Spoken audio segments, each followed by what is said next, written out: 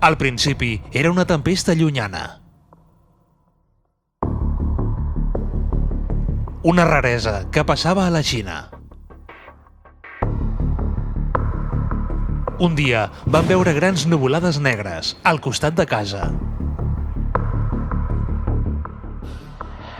I finalment, el cel ens va caure al damunt.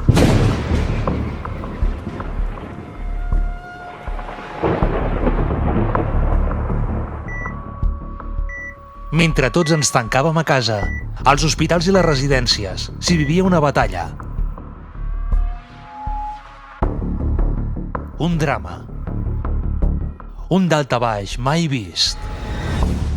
El país s'aturava. Els cors s'omplien d'angoixa i l'endemà era ple d'incertesa.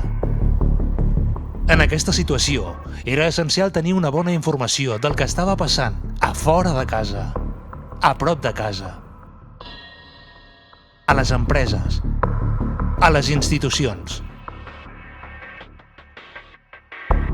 als comerços, als centres sanitaris on es lluitava per la salut de tots. Els mitjans de comunicació van haver de respondre a un repte mai vist. Regió 7 s'hi va abocar amb decisió, professionalitat i voluntat de servei, treballant en unes condicions extremadament adverses, amb només un petit equip a la redacció i amb la gran majoria del personal connectat des de casa seva.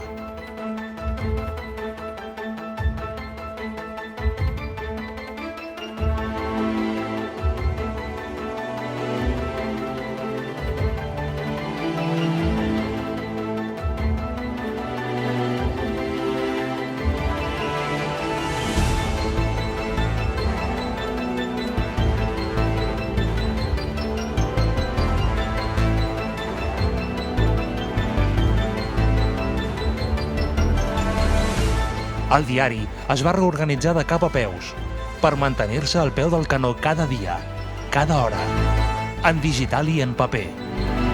Ni un sol dia es va deixar de donar la darrera informació sobre la Catalunya central.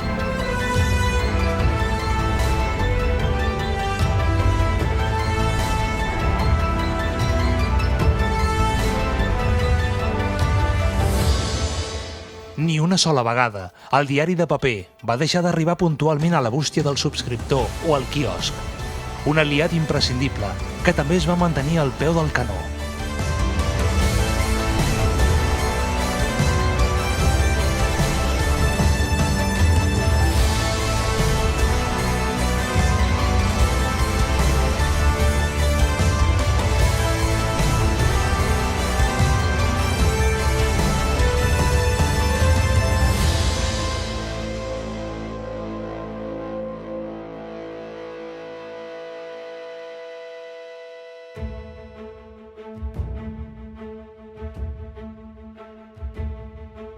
En els 98 dies que va durar el confinament, Regió 7 va publicar gairebé 1 miler de pàgines sobre la pandèmia, amb una extensíssima informació a fons sobre el que estava passant als pobles i ciutats de la Catalunya central i al conjunt del món.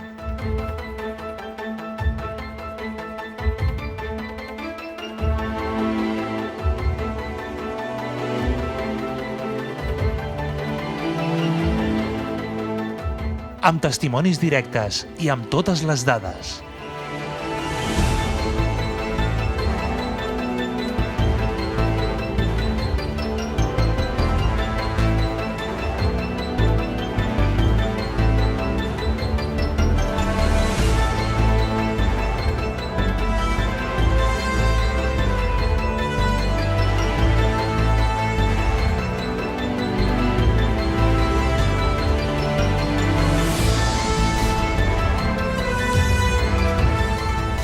La web va introduir una trentena d'actualitzacions diàries i va arribar a tenir una audiència de 78.000 lectors diferents en un sol dia.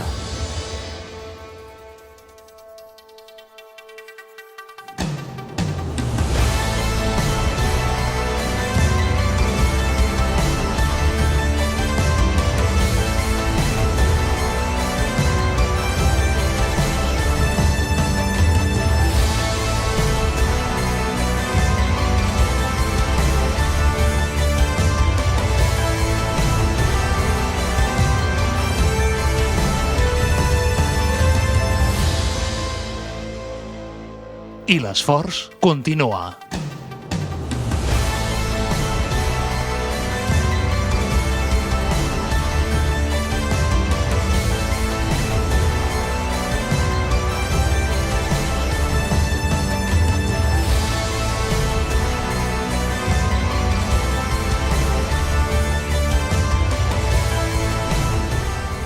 El lema del diari mai no havia estat tan exacte. Regió 7, al teu costat.